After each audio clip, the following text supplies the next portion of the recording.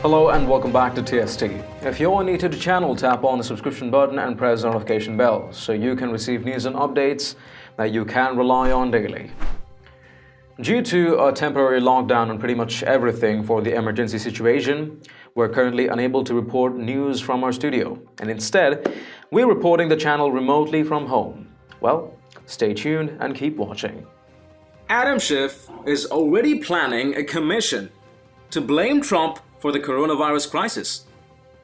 What the country needs now is more Adam Schiff.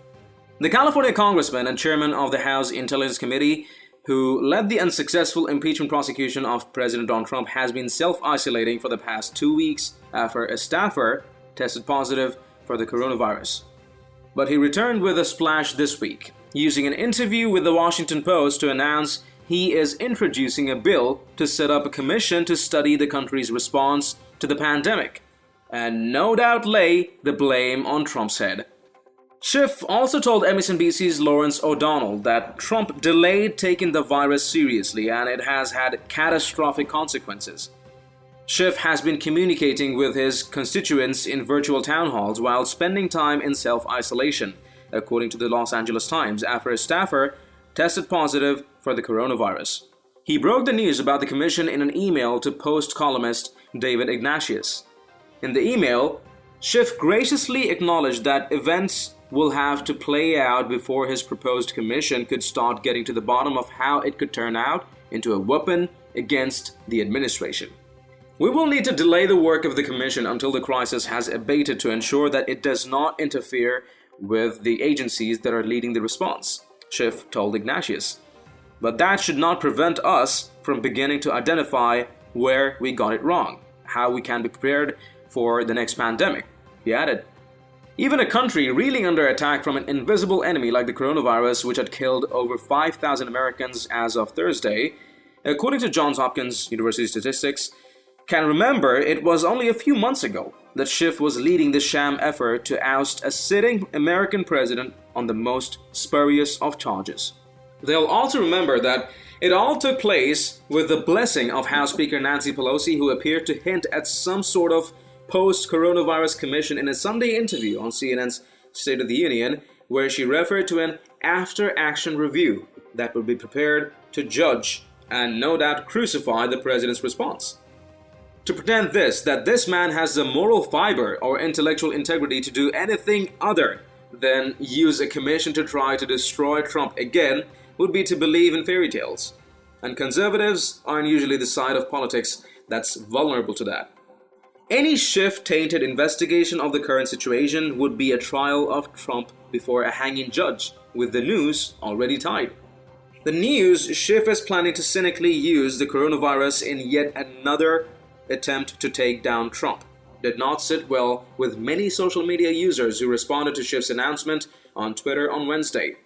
While we had the expected comments from Trump-hating liberals, a fair number had Schiff's duplicitous number. While Democrats and their childish cheerleaders in the establishment media were pretending they had a chance of removing Trump from office, while his party held control of the body that was actually voting on the issue, Washington was essentially paralyzed. At a news conference Tuesday, Trump said he didn't think his attention was diverted from the coronavirus crisis by the threat to his presidency, and the facts show that he was already responding. If it wasn't being noticed by the impeachment-obsessed media, the White House Coronavirus Task Force was established on January 29th. Trump chaired a meeting of the task force that same day, and on January 31st, Trump imposed a travel ban on travelers from China. Clearly, Trump was still performing his duties as president and the White House was functioning in an orderly manner.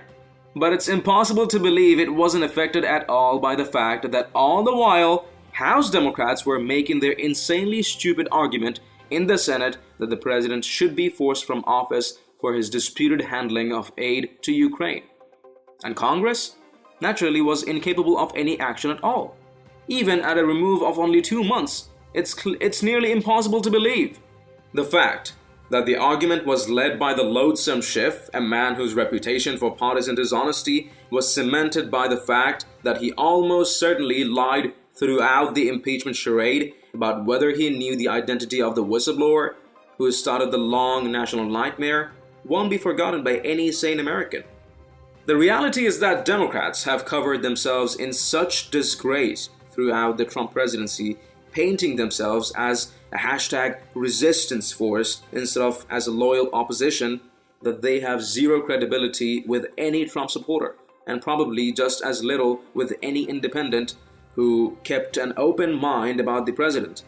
The only ones who will likely support any commission Schiff is involved in creating are Trump-hating Democrats, and all but the dumbest of them would know its results will be a lie.